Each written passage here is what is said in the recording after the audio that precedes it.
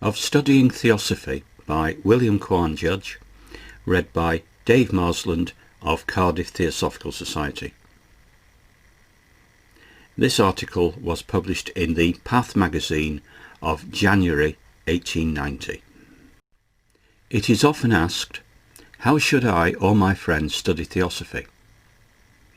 In beginning this study, a series of don'ts should first engage the student's attention. Don't imagine that you know everything, or that any man in scientific circles has uttered the last word on any subject. Don't suppose that the present day is the best, or that the ancients were superstitious with no knowledge of natural laws. Don't forget that arts, sciences and metaphysics did not have their rise with European civilization, and don't forget that the influence of Socrates, Plato and Aristotle of ancient Greece is still imposed upon the modern mind. Don't think that our astronomers would have made anything but a mess of the zodiac if the old Chaldeans had not left us the one we use. Don't forget that it is easy to prove that civilization of the highest order has periodically rolled around this globe and left traces great and small behind. Don't confuse Buddhism with Brahmanism, or imagine that the Hindus are Buddhists, and don't take the word of English or German Sanskrit scholars in explanation of the writings and scriptures of Eastern nations whose thoughts are as foreign in their form to ours as our countries are. One should first be prepared to examine with a clear and unbiased mind. But suppose the inquirer is disposed at the outset to take the word of theosophical writers, then caution is just as necessary, for theosophical literature does not bear the stamp of authority. We should all be able to give a reason for the hope that is within us, and we cannot do that if we have swallowed without study the words of others. But what is study?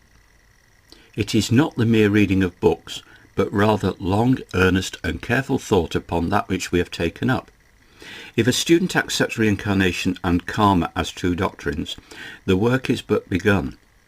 Many Theosophists accept doctrines of that name, but are not able to say what it is they have accepted. They do not pause to find out what reincarnates, or how, when or why karma has its effects, and often do not know what the word means. Some at first think that when they die they will reincarnate without reflecting that it is the lower personal I they mean, which cannot be born again in a body.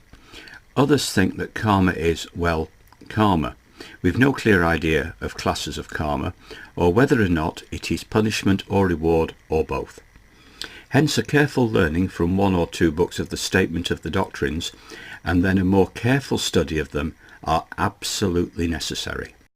There is too little of such right study among Theosophists, and too much reading of new books.